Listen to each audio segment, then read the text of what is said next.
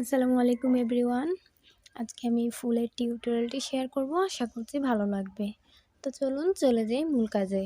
এই কাজটি করার জন্য আমি এখানে 9টা সুতা নিয়েছি এবং নিয়েছি রেগুলার 12 নাম্বার কাটা। তো এখন আমি সবার প্রথমে কাজটি করার জন্য একটি স্লিপ নোট করে নিব।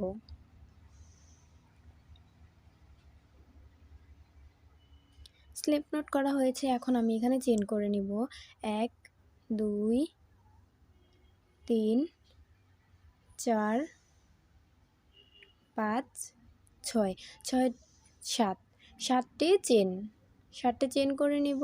7টি চেন করার পর প্রথম চেনে এসে স্লিপ স্টিচ করে জয়েন করে দিব। জয়েন করা হয়ে গেছে, এখন একটা হোল তৈরি হয়ে গেছে। এখন এই হোলের মধ্যে সিঙ্গেল ক্রোশে করতে হবে। তো এখন একটি চেন করে নিলাম। একটি চেন করে এই হোলের ভিতরে টোটাল আমি এখানে 14টি সিঙ্গেল ক্রোশে করে দেব। 1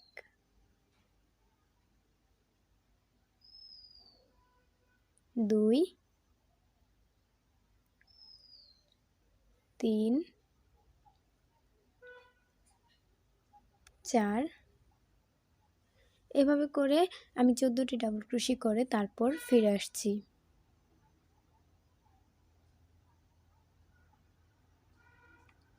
সম্পূর্ণ রাউন্ড করে নিয়েছি। এখন জয়েন করে নিব। প্রথম যে একটি এক্সট্রা চেইন করেছিলাম সেই চেইনের ঘরে একটি স্লিপ স্টিচ দিয়ে জয়েন করে দেব।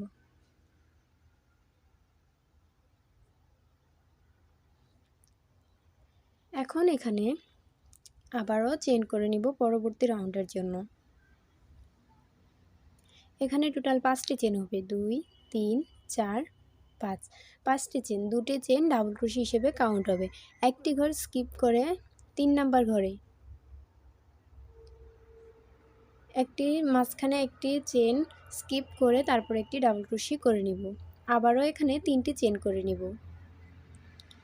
আবারও একটি ঘর স্কিপ করব, তারপরের ঘরে একটি ডাবল ক্রোশে করব। আবারও 3টি চেন, আবারও একটি ঘর স্কিপ, পরবর্তী ঘরে একটি ডাবল ক্রোশে। এভাবে করেই সম্পূর্ণ রাউন্ড করে নিতে হবে। তো আমি সম্পূর্ণ রাউন্ড করে তারপর ফিরে আসছি। এখন যে চেন করেছিলাম 5টি, সেই চেনের ফাঁকাতে গিয়ে একটি স্লিপ স্টিচ করে জয়েন করে দিব। তো এখানে আমার টোটাল 60টি পাপড়ি তৈরি হবে। এখন আবার 3টি চেন। এখন যে ফাঁকাটা রয়েছে সেই ফাঁকার মধ্যে গিয়ে ডাবল ক্রোশে করতে হবে। 1 2 3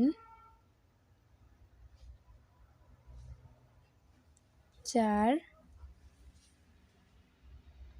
4টি ডাবল ক্রোশে। এখন আবারও 3টি চেন, 1 2 3, 3টি চেন, তারপর আবারও এই সেম ফাঁকাতে গিয়ে একটি স্লিপ স্টিচ করে জয়েন করে দিব।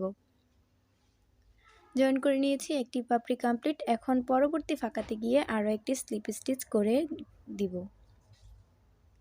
Slip stitch complete. এখন 3টি চেন, 3টি চেন করা হয়েছে। এখন একটি ডাবল ক্রোশে, আরও একটি ডাবল ক্রোশে,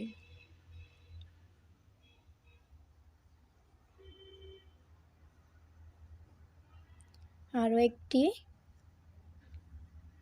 সর্বশেষ আরও একটি ডাবল ক্রোশে। এখন আবারও 3টি চেন, আবারও ফাঁকাতে গিয়ে স্লিপ স্টিচ করে জয়েন করে দেব। আবারও পরবর্তী ফাঁকাতে গিয়ে একটি স্লিপ স্টিচ,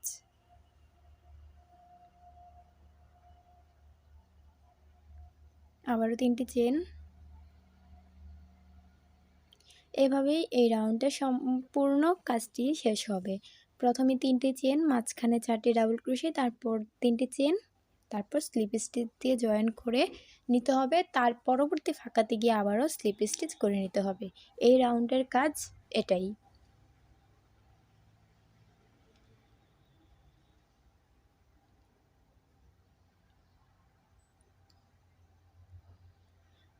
তো তো আমি আমার 7টি পাপড়ি কমপ্লিট করেই তারপর আবারও ফিরে এসে দেখাচ্ছি কেমন হয়েছে।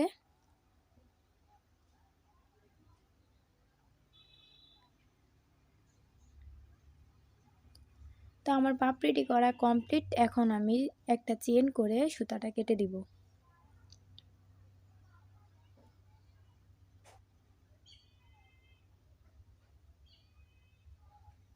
সুতাটা কেটে দিলাম।